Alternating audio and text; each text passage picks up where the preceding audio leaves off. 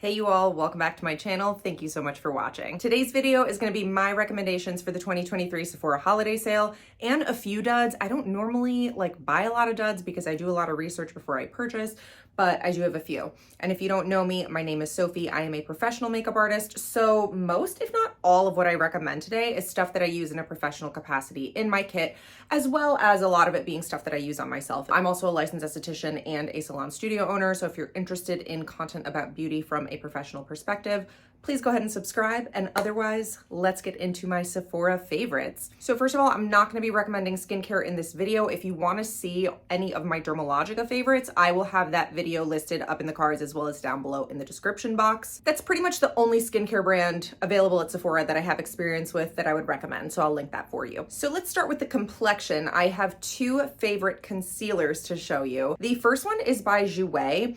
I saw that most of their stuff is already 50% off or something on the website, so maybe they're phasing Jouer out.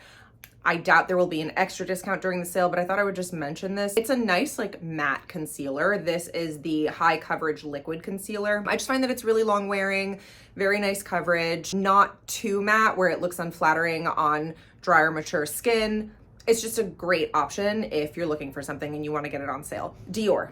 I am a fan of some Dior products, and unfortunately, I cannot get them at a professional discount because they don't offer a professional discount. So Dior is definitely a brand that I consider shopping during each Sephora sale, and this is my newest love from the brand. It is the Dior Forever Skin Concealer. Or I'm sorry, Forever Skin Correct. I have this in the shade 3CR. I'm gonna try and swatch as much as I can for you if it's relevant. The Jouer I just have in a couple of random colors. This is quite peachy, so I do use it as a corrector underneath concealer, but for me, my ideal shade would be a little bit lighter and a little bit more pink than this. Pink just works better under my eyes, and then peach, but it does work pretty well on me. The coverage is pretty great and it doesn't crease. And when I put another concealer on top of it, it does enhance the longevity of whatever I put on top of it because this is so long wearing. It's rare to find something that's pretty crease proof that also is hydrating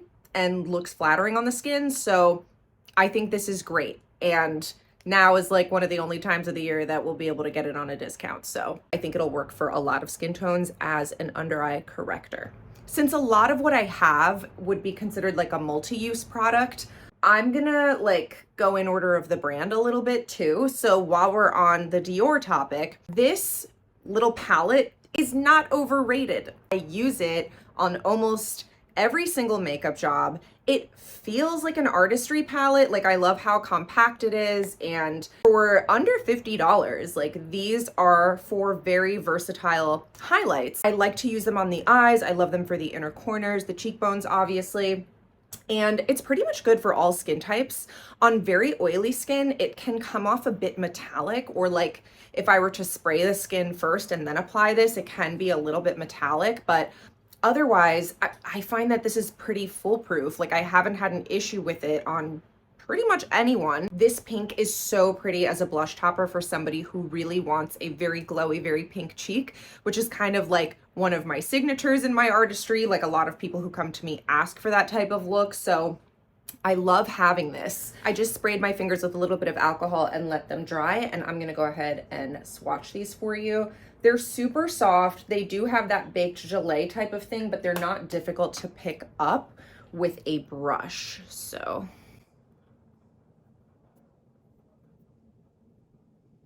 they have base pigment to them, but not so much where I feel like I'm putting an eyeshadow on your face. I think they have just the right amount of base pigment. I do like something with a translucent base as well, but I feel like these are the best of both worlds, a very happy medium. And the only thing that I really feel is missing from this palette is if these two had a baby, a lighter champagne or something a little bit more peachy. This is in the shade 001 Universal. I do have shade number 2 Glitz. I don't use this one as much. I'll go ahead and swatch it for you anyway. It's not a dud. I guess I'm just showing it to you because I would have questions about it if I were watching this video. It's just a little bit drier than shade number 1. And it's less pigmented, but not in a good way. I feel like you can tell, let me play with the lighting a little. Yeah, I feel like you can tell that these just don't show up in terms of like pigment or shine as much as these. And I just feel like these two are really similar. I don't know, this one is more gold. This one does have more of a peach base. These do come in handy if I want something a little bit peachier, but they're not as gratifying to use as these. I feel like I need to spray the face a little bit to get these to show up as much. If I'm gonna use them on the eyes, I kind of need to pack them in a little bit more. But they are nice to have. If I could go back in time, I don't know if I would have purchased this.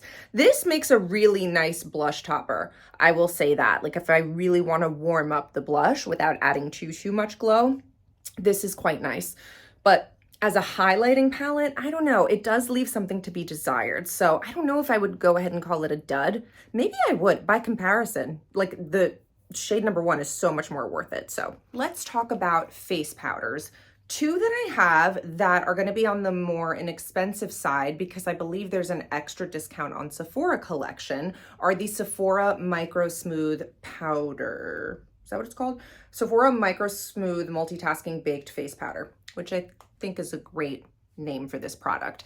I keep these in my kit. I keep everything I've mentioned so far I've been keeping in my kit, but I like to have these in a bunch of different shades because I like them for the under eyes and I like them for all over bronzing. There's no color that I would say is cool toned enough for contour. And I do have a friend with medium dark skin who has a red undertone who tells me that like all of these pull a little bit either too warm or too neutral on her. So I think if you have a very cool undertone, you might struggle to find a shade match for this, but on warm and neutral folks, I do enjoy using these in my kit. I actually have one shade that I use as a bronzer on light to medium skin all the time, so I will swatch that one for you. Here it is, and I depotted it. It does not come without the packaging. It was pretty easy to depot. So see how it's so nice and golden? It just makes the perfect natural bronzer, and it is in the shade 58 Almond. And these have a pretty natural finish on the skin. They do kind of set and finish and control shine to an extent while also adding somewhat of a natural sheen, which if you've been in tune with like the current makeup market, I don't think that that's such a new concept, a powder that's both radiance enhancing and mattifying, especially if you like K-beauty. I feel like they do powders like that really well as well. But anyways, so let me go ahead and swatch this. On me, it might be slightly too golden, but I love that it's like a really like toasted caramelly kind of color. Like it's not orangey whatsoever. So if I have somebody with a very golden medium to dark skin tone, I'll use this as a finishing powder, but on medium to light, I use this on a lot of folks, especially with a warm skin tone, as a bronzer. Super, super beautiful. You can't see any visible particles of shimmer or anything like that in here. Sorry, there's some shimmer on my hand from swatching the Dior before, but it's just a really, really natural powder. Very smooth, very skin-like, doesn't add a ton of coverage, but they can be used wet, which I haven't tried, but I'm sure if you use them wet, they would give you more coverage. If I end up trying that sometime soon, I will update you in a pinned comment below. But I'm not making any promises. Another baked face powder that I love so much is these ones from Pat McGrath. They are a lot smaller than the Sephora ones because they're marketed as an under eye powder. But I do use these all over the face if I need something a little bit more radiant.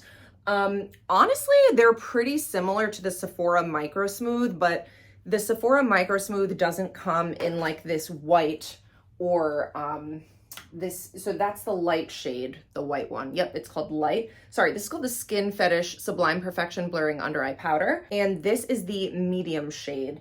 And you can see that the medium shade kind of has like this pinky neutral-ish undertone to it. So if I feel like the skin is very peachy, sometimes I'll use this as a setting powder because it's hard to find a really peachy light to medium setting powder, I find. Like, this is the Sephora, and these are the Pat McGrath. You can kind of tell that the Pat McGrath one is a little bit peachier, or at least I hope you can. Finish-wise, these are quite similar. I haven't noticed a huge difference, but I am more likely to use these under the eyes than these, so I do have more experience with these all over the face slash as bronzer, and more experience with these as under eye powders, but I do use both for both. The mirror in here is ridiculous, like why even? I just wanna point out that like not everything I use in my kit is available at Sephora, so like if I need just like a basic mattifying powder, I'll use the RCMA No Color, or if I want something with a lot more coverage, I'll use MAC Studio Fix, but like those aren't available at Sephora, so I don't want you to think that this is like totally inclusive of all of my makeup favorites. It's just stuff that you'd be able to pick up at the Sephora sale. So this is the Laura Mercier Ultra Blur. I also want to point out actually that like I don't do a ton of mattification on the skin in general. Like to me, this is mattifying enough.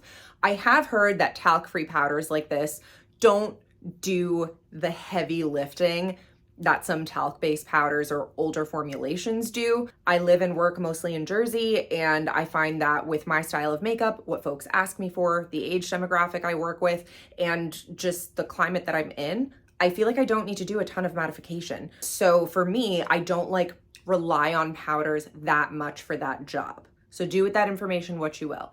But I love the Laura Mercier Ultra Blur powder.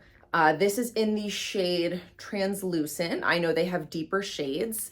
And this one does have a little bit of a yellow tint to it, whereas I feel like the original Translucent powder is a little bit more beige.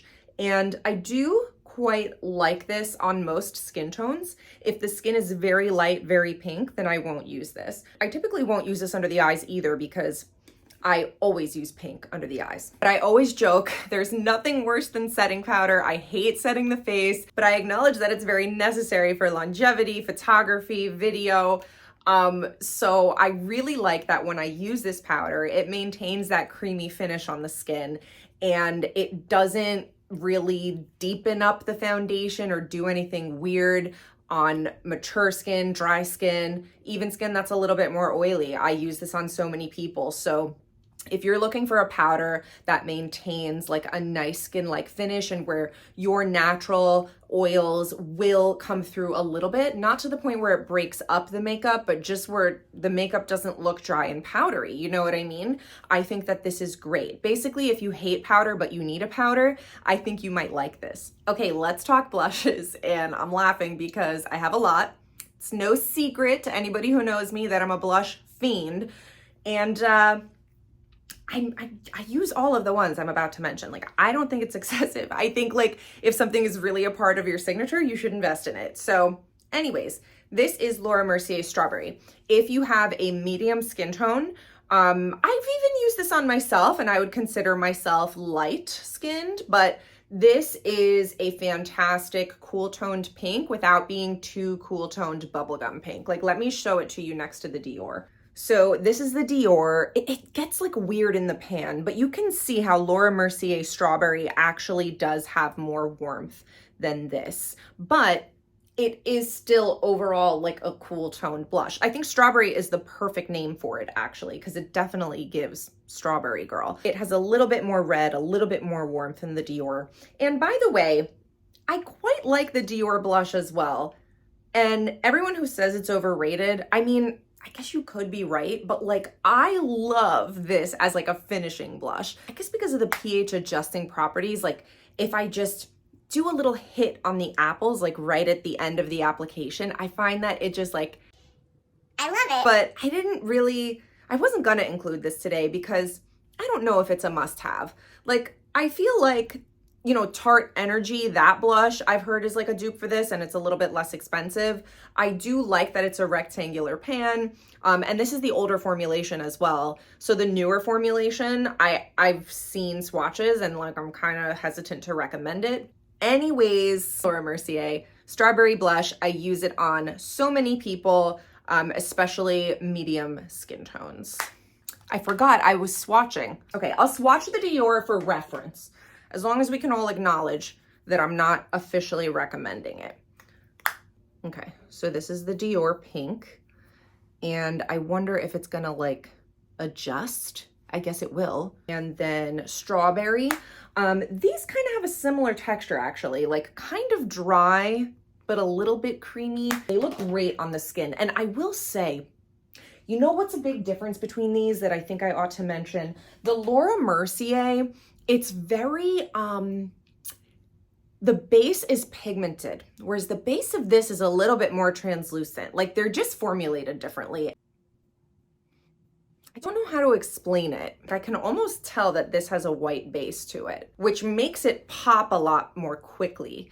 But then because this has like a translucent base, like it builds a little bit more elegantly and softly. I also have depotted in this palette the mini version of Hourglass Blush in Mood Exposure. This builds a lot more slowly, whereas the RMS blushes are really pigmented, but this does have like a really flattering, smoothing, radiant finish.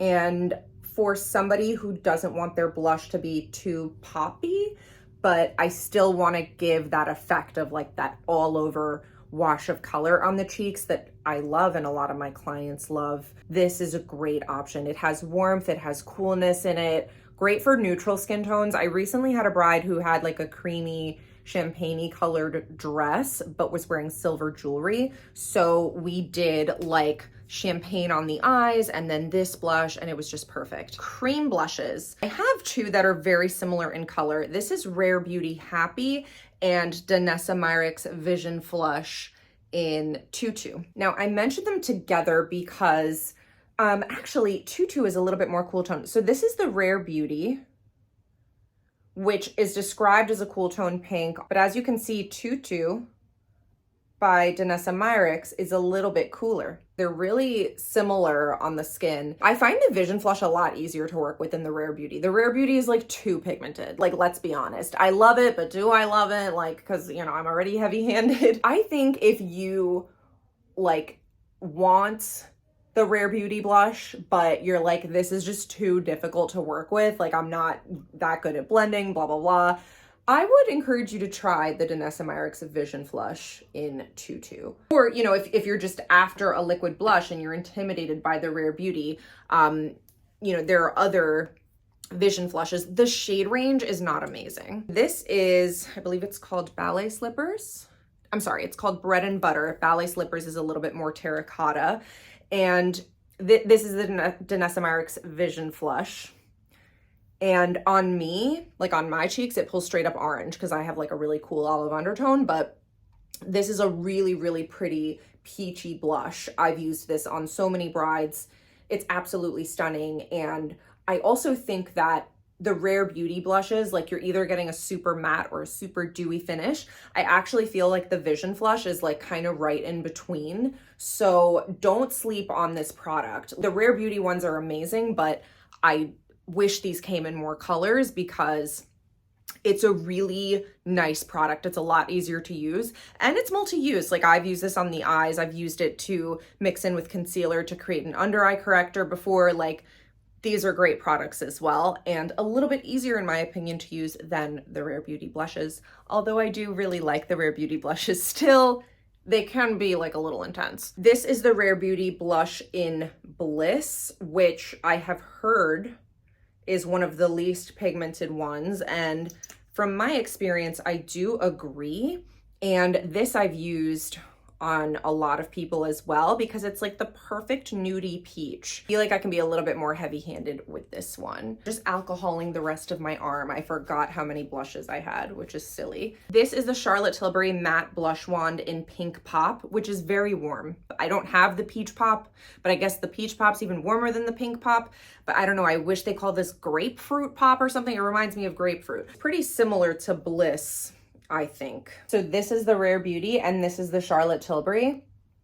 I find that the Charlotte Tilbury is like a little bit more blurring, if anything, and I would say less pigmented, like less intense than the Rare Beauty. Bliss is in the matte formulation of the Rare Beauty and you can tell it's drying down matte. I also have the matte blush one in the shade Pillow Talk, and I know a few creators I watch here on YouTube like rave about this color. I'm not into it. Sorry, I'm so bad at swatching. I'm not into it. You know what? It looks pretty in the swatch, but like I swear when it's sheared out over the cheeks, it has to be a very specific skin tone. And like a lot of these ruddy red colors, like if you put them on clients, they're gonna be like, what is this? So this color in particular, I do really hesitate to recommend it. I feel like, I don't know, like let me see if I can like really demonstrate how it shears out, at least on a lighter skin tone. On my arm, it looks relatively unoffensive, but I promise you that there's a distinct possibility that it could offend you once it's on your cheeks. I don't know, it pulls like really red. I don't think it's flattering on like anyone I've used it on. I know I'm bouncing around, I apologize, but I have another Vision Flush that I quite like as a bronzer. This is in the shade Toasted Almond. It's a really neutral shade. Like it's not the warmest. I find it to be quite neutral. I have it like on my forehead right now as a bronzer. I think that if I did use a cool tone in addition to this to contour, it would have been more flattering, but I don't think it's like the least flattering on me. I think it's quite neutral and like versatile in that way. Because we say that contour should be more cool toned, I find that on a warm skin tone, because this is neutral, so cooler than warm, but not totally cool, I find that on a warm skin tone, this works really well as a contour shade. Okay, we did the Dior highlights because I was talking about Dior, but I have the Charlotte Tilbury ones, the Hollywood Spotlight, what is this called? Hollywood Beauty Light Wand Easy Highlighter. So I have them in Pillow Talk and Spotlight. Gorgeous, gorgeous, gorgeous, gorgeous. Like they're like very illuminating, but very natural on the skin. Like I really love these. I wish there were a cooler toned version of this Pillow Talk one. They are just delicious. Like they are so gorgeous on the skin. Like I wonder if I just like, I'm already wearing like so much on my cheeks because I'm gonna show you the dud that I used and how it like just completely ruined my makeup. Oh my goodness, yeah, like even on top of powder highlight and like powder blush and stuff, it's not breaking up any of my other base products. Stunning. It is so luxurious and beautiful. Like if you do bridal makeup, I feel like you need this. And the last highlight I'll swatch, and this is newer to my collection and I haven't used it in my kit a ton because it is very blingy, but it brings me so much joy when I use it that I had to mention it. I will say though, this is the Fenty Beauty Killawatt Highlighter in 05, What a Brat. And I will say, this is a lot of pink highlighter. I'm never gonna go through it and I've considered, well, I feel like I'm outside the return window, but I've considered returning this so I can get it from the Fenty snack section of, what is it, Ulta and Target. Like now that this is available in a mini, I'm like upset that I got this a little bit because I know I'm never gonna finish it, but like whatever, it is what it is. This is, it does have like a lighter reflection. Like it looks really like deep pink in the pan, but I find that it does highlight my skin. It's not only a blush topper. And I am wearing this today before I put on that Charlotte Tilbury. So I'm gonna go ahead and swatch this right here. It's definitely pink. Like I'm not saying it's not pink. It's a really fine sparkle, and a really fine sparkle is gonna give you a wet look on the cheeks, but it's also gonna be like visible makeup. But I feel like if somebody saw you wearing the Charlotte Tilbury in very, very small amounts, somebody would say, your skin looks so gorgeous. If somebody saw you wearing the Killawatt highlighter by Fenty, they would say your makeup looks so gorgeous. Both are gorgeous, but one is more obviously makeup. I also just want to point out before I wipe all of these off that the Rare Beauty Dewy is the dewiest. Then we have the Vision Flush next, then Charlotte Tilbury, then the Rare Beauty Matte is the most matte. So these are all my favorite blushes and highlighters, plus the Dior one that we went over before. Let's move on to eye products and multi-use pigments. This next thing I debated mentioning because it feels like such a waste to buy an entire Natasha Denona palette for the mattes. But the Natasha Denona Glam palette, the mattes in here I depotted and I use them in my kit. I use them for eyeliners, eyeshadows, and I use this like grayish blackish one all the time in the eyebrows. But I didn't like the shimmers in that palette, so I really don't use them. But these are the best like neutral to cool mattes that I have in my collection. And I wish that this were a 5-pan palette. Like, I wish she would just come out with like a mini glam, but just the mattes. So anyways, do with that information what you will. I also really loved the I Need a Nude palette. I will link my full review, swatch, and tutorial video up here and down there. I don't have any favorite like actual shimmer eyeshadows from Sephora. I do like pretty much all indie makeup for that, I believe, but I do have some favorite like sparkly toppers. So this is my sparkly topper palette. Yes, thank you. It's gorgeous. This is Urban Decay Space Cowboy, which I depotted. And this, I mean, everyone knows, right? Everybody like knows and loves this by now, I feel. But if you care about my opinion, I do use this in my makeup kit. I do think it's gorgeous, and when you apply it as a topper, I actually find that the base pigment doesn't really come through. Like, I've applied it on top of like a pink eyeshadow look and haven't really had a problem with it changing the tone. So it's just a really pretty easy topper. And like, if I'm ever doing a makeup lesson and somebody wants a really subtle but impactful, really pretty sparkle, I always recommend this because it's just so easy to just like boom, boom, boom on top of any look that you've created. And a lot of the times when I teach makeup lessons, I'll do like a day to night situation where I'll say, this is where we would stop for day.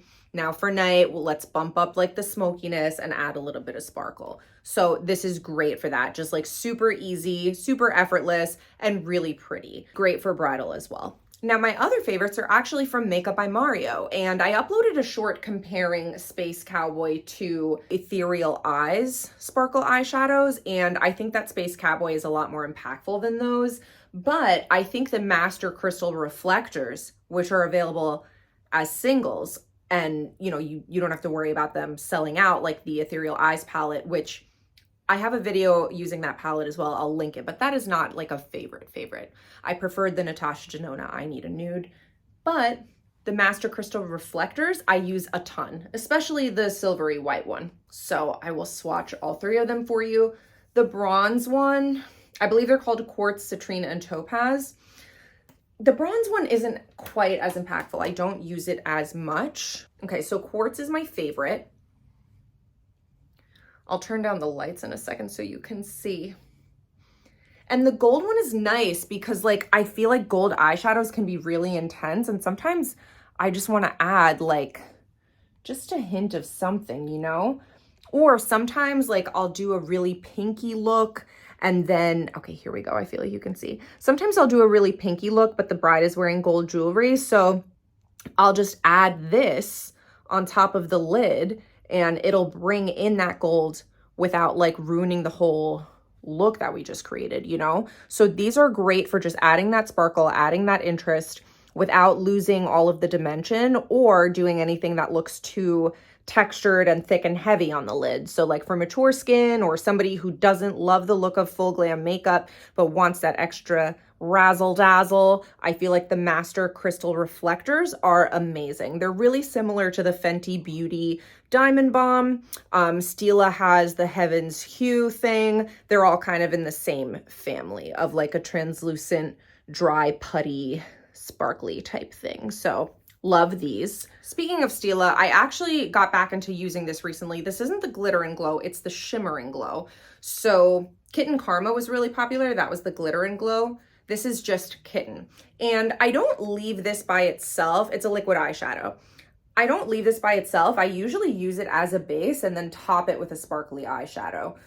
So like if I'm gonna do a cut crease, let's say, I'll cut the crease with this. I feel like if I do like a sticky primer and then a shimmer eyeshadow and then the sparkle topper, sometimes with all of the layering, it doesn't all stick or it becomes too thick. So I feel like getting a shimmer as well as a cut crease base in one, like, is really effective. So that's what I like this Shimmer and Glow in Kitten for, especially if I'm doing like a light pinky look. Now, these are also mainly used in my kit as liquid shadows, although I really use them for everything.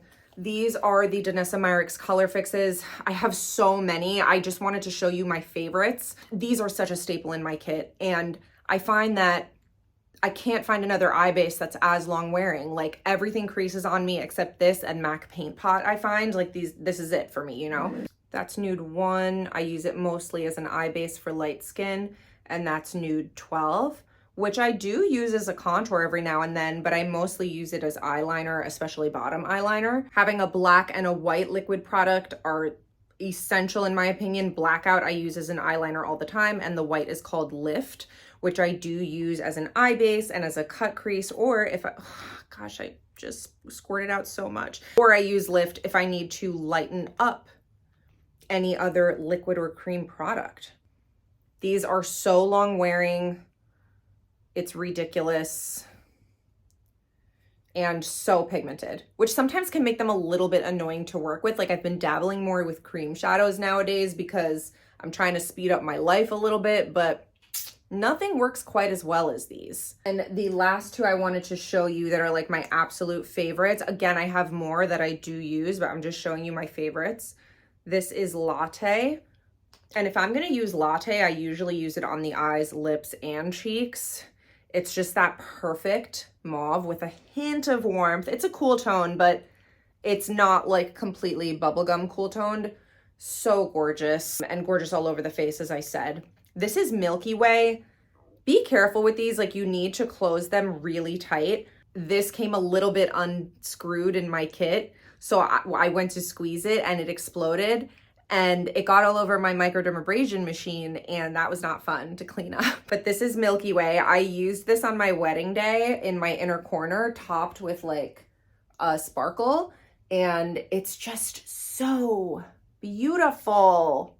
I want to try the chrome ones. Like, a friend of mine was saying that they give a really wet look actually, but I don't love all of like the foils and shimmers. I've tried a few of them, but which made me hesitant to try Milky Way. But then I saw Milky Way in a video or something and I was like, oh my God, I need that. There we go. So beautiful. It's like a silvery beigey sparkle. These are all of my favorite eye products, sparkle toppers, multi-use liquid things that are available at Sephora. So that is it for my favorites from Sephora for 2023. I have 3 duds I want to mention, and all 3 are from Sephora Collection. Now, the first ones, I actually quite like these for a while. It's a Sephora Best Skin Ever Full Coverage Multi-Use Concealer, especially this shade 03P. I feel like it's hard to find a really brightening shade on my under eyes, and this as a corrector, 19.5p with 03p on top was like my perfect brightening combination. But they're so creamy and a little bit heavy, and they crease really bad. So I find that spending more money on concealer is often worth it. Oh, I forgot a favorite, and I don't have it with me. I'm sorry, it's at home, but it's the YSL Touche Clot, which made me such a believer. In addition to the Dior Forever Corrector thing, like, I'm a believer in spending more on concealer right now. I find that like the work I have to do to get this to be like more crease resistant, like, it's just too much, and it's too creamy, too heavy.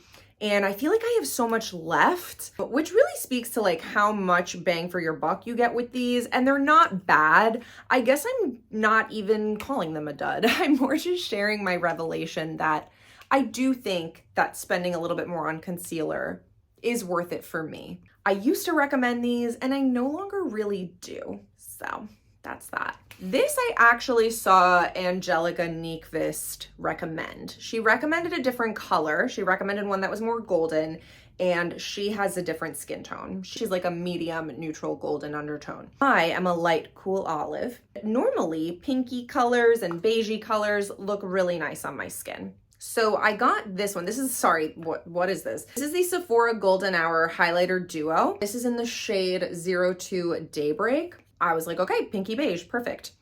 It leaves such a dark cast on my cheeks that I needed to like put on I tried it on today to make sure. I was like, do I really hate this? And I do. It really does leave a dark cast. I feel like you can't tell here, but I promise you it does. I feel like it just doesn't even look like anything, like in the worst way. Like, it just added like a weird gray cast on my skin. And not every cool tone beige is gonna leave a great cast. Like, that's not a thing, okay? I don't like this. And you don't have to settle for a cool gray cast on your skin. I feel like you can kind of see, especially with the more shimmery one. You know, I was excited about the less shimmery one. I do like that radiant all over, like almost using a highlighter as a setting powder. Like, I'm kind of into that, but nope, it's just, the color is not good. It's not good. So this to me is a dud. It's not high shine whatsoever, and it doesn't even look natural. It just looks like a cheap eyeshadow on your face. I don't like that. Lastly, and this is like the reason I'm even mentioning duds in this video, is because this gets so much hype from other bridal makeup artists on Instagram, and I've seen like the YouTube creators I watch who love like wet look eyeshadows recommend this. This is the Sephora Collection Colorful Eyeshadow in the shade 205. I will put the name on the screen. I don't know if you can see. Yeah, you see that hard pan? Do you know how many times I use this? Like literally twice. I'm not joking at all. This shouldn't be hard panning like this easily. So it's very disappointing. And I feel like once it gets on the eyes, like, is it even that pretty? I feel like the swatch looks decently like wet and pretty, but and sparkly, but I feel like it just doesn't adhere to the eyelids enough to really give impact. And if something is hard panning this quickly, like, I don't have time during my jobs to be like digging in there. Like, I just need my makeup to work, you know what I'm saying? And like, I have so many fuss-free products that why would I fuss with this? But if you want something with a similar effect, honestly, you can't go wrong with this Dior. I feel like it's doing what that eyeshadow is trying to do. This does have more like actual micro sparkle in it or whatever, micro glitter, I don't even know. Whereas this is a little bit more smooth, but I feel like the sparkles don't even adhere to the lids. You're better off just getting the Dior palette and using it for that purpose, and then using the Makeup by Mario Master Crystal Reflector. So here's the Master Crystal Reflector by itself. And here's if I put it on top of the Dior. I mean, that is so pretty. Like, why do I need the Sephora Collection shadow? You know what I mean? So I just wanted to save you from wasting even a few dollars, because like, if you're anything like me, you'll be like, oh, well, this is a great formula and everyone likes it, so let me buy 7 of them. And then you're gonna end up hating most of them because like, out of all the ones I swatched in store, that one was the prettiest. So that is it for my Sephora favorites of 2023. Let me know in the comments if you're gonna buy any of these, / what your recommendations and also duds are for the year at Sephora. Give this video a thumbs up if you liked it. It lets YouTube as well as me know that you like this kind of content, and that helps me out, so I appreciate it. I am gonna leave affiliate links below as well. If you purchase through affiliate links, I do make a really small commission, so much appreciated, but no obligation. If you'd like more content from me, Sophie, professional makeup artist and licensed esthetician and salon owner, I would love for you to subscribe. It's totally free, and I upload whenever I can. If you want to connect with me more regularly, Instagram is my main platform, so it's at Sophie_the esthetician, and I hope to connect with you there as well. And if you have any questions, just leave them in the comments. I love chatting with y'all. So thank you so much for watching. I hope you have a great day, and I'll see you in my next video. Bye.